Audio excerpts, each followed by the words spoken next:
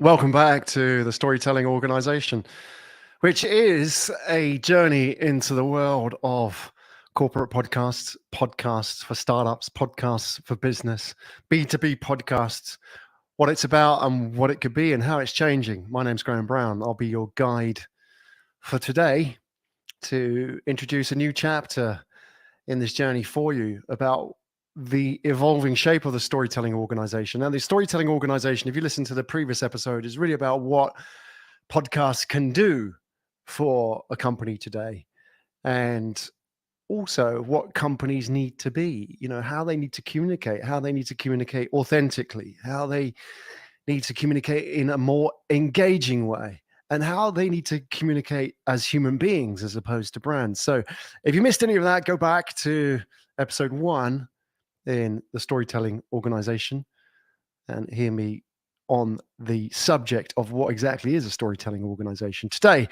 I want to talk about a key differentiator in how people both view and consume podcasts. So as we all know, podcasts have really exploded in recent years. The pandemic has done a lot to put podcasts on the map, both in terms of people listening, but also creating content, which is great. When I started this podcast business in 2018, people were like, why do you want to do that? Why don't you do YouTube? Podcast, that's so old fashioned. But then 2019, boom, it all came home. And I would like to say I was in the right place. We as a team were in the right place at the right time. But sometimes you have to see the distant signals that others don't get. And today I want to talk about that. And you have to have a belief in it that it's the right thing. In 1997, 98, I set up a web design business. It was a failed venture. It was my first business. And go back to 97, it was the era of Windows 97 and Netscape, Navigator, a very different era to what we have now. But there were brands, companies back then buying website design. So I got in the space. I got my foot in the door selling websites. And back then, people's understanding of websites and the web generally was very, very different. We only had just started seeing Google in 98 and Amazon, unless you were maybe a very small group of people in the US, Amazon was nothing. So we didn't really have those big case studies like we have now. Forget about any of the social media that's turned up in 2006, 7 or 8 years later. Back then, people saw websites as brochureware. Brochureware meaning, and it was actually a term, brochureware meaning scanning the brochure and putting it onto the website as scans, just as images. Because most people saw websites through the paradigm of what came before. And that's a key word that I want to come back to. Paradigm. It's like a lens. Like they say, if the only tool in your kit is a hammer, everything looks like a nail. And so if you only understand websites as digital brochures, then like the guy with only the hammer in his toolkit, everything looks like a nail. You see everything as a brochure. You can only ever see a website as an electronic version of the printed brochure beforehand. So that paradigm shapes how you use it and consume it. And that is new media, but business as usual. Back then in 1998, there were 5 million websites. Today, there are 1.7 billion. So more than 300 times more websites. For every website in 98, there are 300 today. So it's just exploded. And core to that explosion is the breaking out of the paradigm that held websites and the internet generally back. And I want to talk about that in the context of podcasts today, because the paradigm holds back our understanding. It takes us to that point, but beyond that, we need a new paradigm. And the paradigm I want to look at today with podcast is this idea of podcast as content, which is an old paradigm in my belief, and podcasts in the new paradigm as connection. Let's step back a little bit and understand paradigms. So we've looked at it in the context of web. Now let's have a look at about new paradigms emerging in different areas of science and society. Let's look at the computer. So by virtue of the fact that you are now listening to me, talking to you, or watching the video potentially on YouTube, you are using some form of a computer. And where did that computer come from? Well, you could probably trace the origin of that computer back to the early home computers, maybe the VICs, the Commodores, the ZX Spectrums. If you remember those guys, you're going way back to the 80s. But there were computers before that. And if you actually look inside a computer and understand how it works, and I was programming in 1981, giving my age away a little bit, programming basic. There's a layer underneath the language layer of a computer called machine code, and that's really like the DNA of a computer. It's how it talks to itself and how it runs all these programs. And if you look at how that works and how the computer is structured, you get an understanding of how we understand it. So if you open up your computer or open up your phone, you'd probably see memory, right? And it's very convenient little sticks of memory that you can put into your computer, or you can get the little inserts, the SD cards you put in your phone or even your camera. It's memory cards, right? And you probably understand the idea of a CPU, central processing unit. And then if you look deeper into the computer, there's this concept of logic. Computers run on logic gates and, or, etc. A bit like an electric circuit board, with the lights and the little switches, the logic gates. Now, that paradigm has worked until now. That's how we've understood computers. And it's also, importantly, how we've understood the brain. We've looked at the brain, and in the early days of cognitive science, the 60s and the 70s, we looked at the brain and we thought, it kind of operates a bit like a computer. And then we borrowed lots of concepts from computers. So, the brain had a memory, it had a CPU-like center of the operating processes of the brain.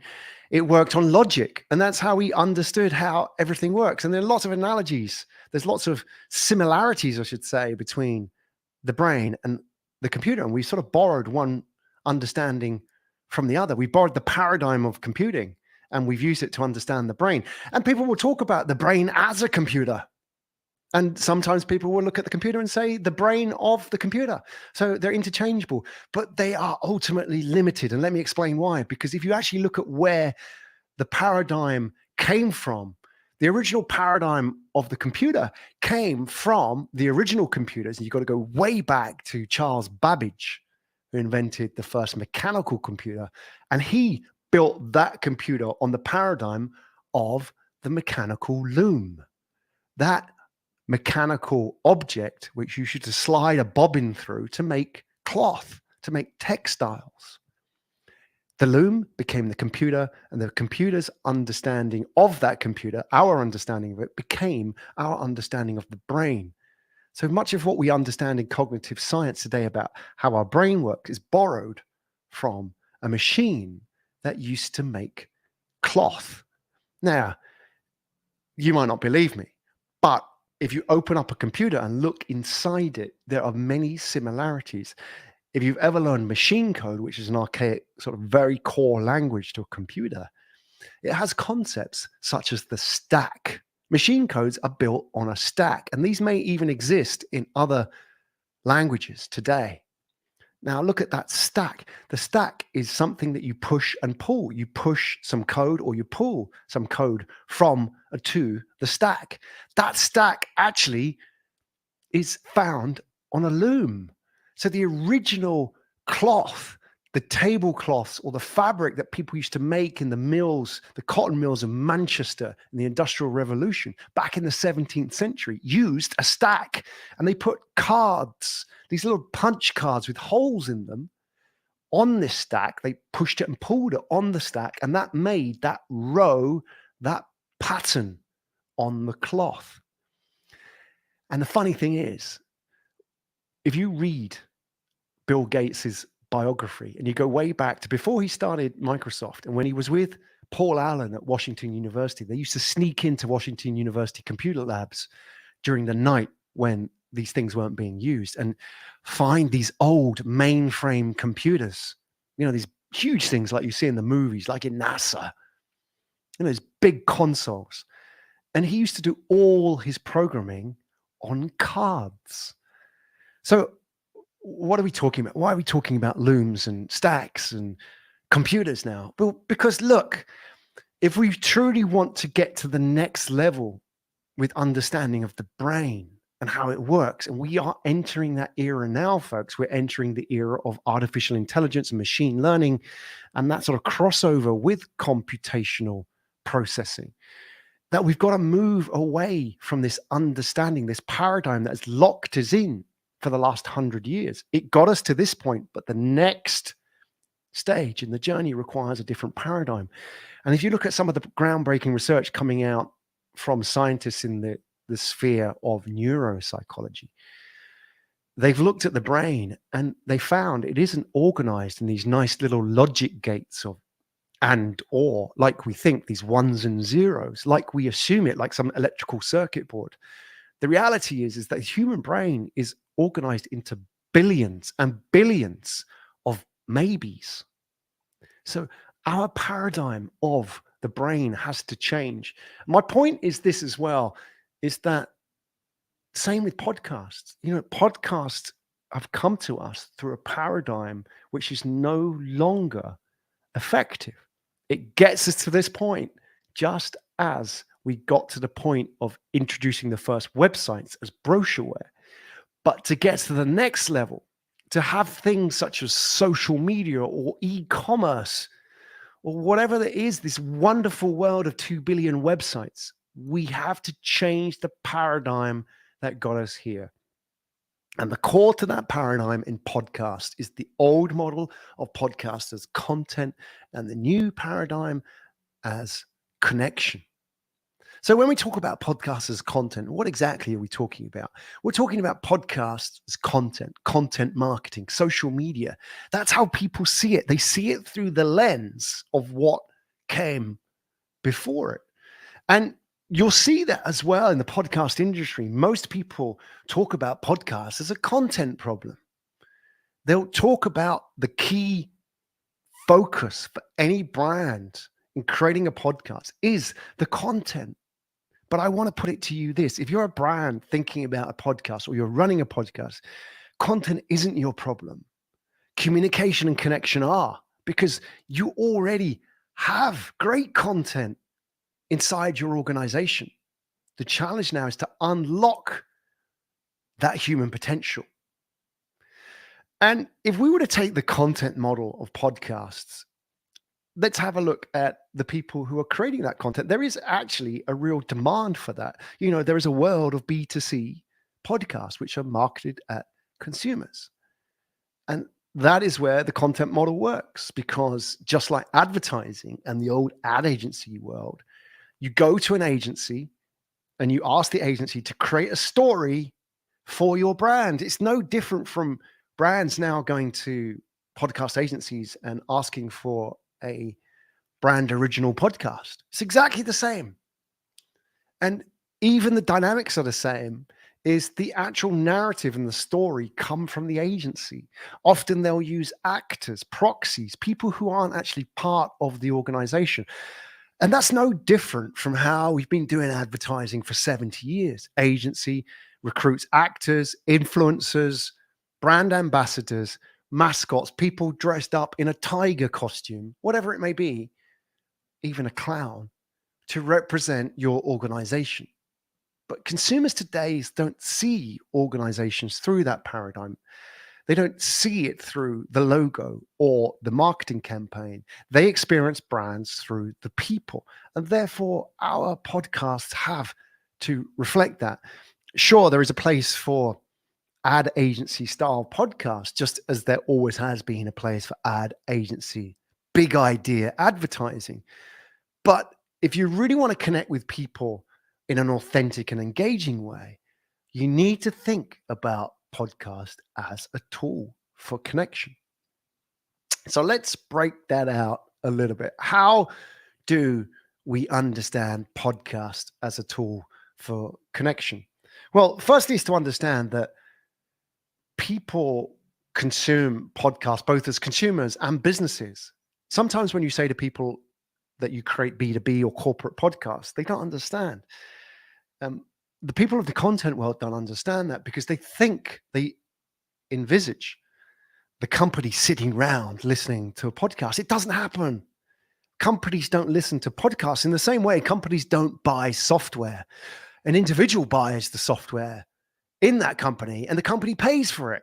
So if you're in the business of selling software, then you're not influencing the company, you're influencing the individuals within that company. And that's B2B. You're not targeting the business, you're targeting the individuals in the business. And the difference between B2C and B2B is not the difference between an individual and a company. They're both individuals. It's just in what context you're connecting with them. So let's have a look at why you don't need to understand podcasts as content, because you already have great content inside your organization. You have people, you have partners, you have an ecosystem, you have experience, you have stories. And that, everybody, ladies and gentlemen, is enough. You don't need to recruit a proxy, an external agency who can create that story for you. The stories are inside your organization. What you have to do is unlock that potential because they are in there and they are happening day in, day out. I guarantee in your organization, there are some very high value individuals who are having conversations day in, day out that are often repetitive, that they can recite in their sleep, that they have honed and refined for many, many years, but are much more valuable to a wider group of people than maybe the handful of people that they reach on a daily basis behind closed doors. As a connection tool, podcasts have many potential applications for a company. Of course, there is the 1 hour that you get sitting with the guest. That guest could be one of your clients. It could be a prospect. It could be an industry authority. It could be an influencer, a thought leader, or an author. It could be your own people. Think about the potential of creating a platform to connect those people with your audience. It's huge. You can use podcasting as a form of business development. You could use podcasting to showcase your partnerships and your ecosystems. You could use podcasting as a hiring tool because I guarantee if somebody's interested in your business, the first thing they're going to do is go to the about page, and 3 minutes later, the next thing they're going to do is go and listen to their podcast, because you know what? People will join the company, of course, because of the brand and the reputation. But today, increasingly, for the people of that company, they want to understand the culture, the conversations, the attitudes, who the leadership are, and who am I going to be part of? What's the story of this company? And can I be part of that? And you can't contain that in 3 minutes on an about page, but you absolutely can contain that in a podcast.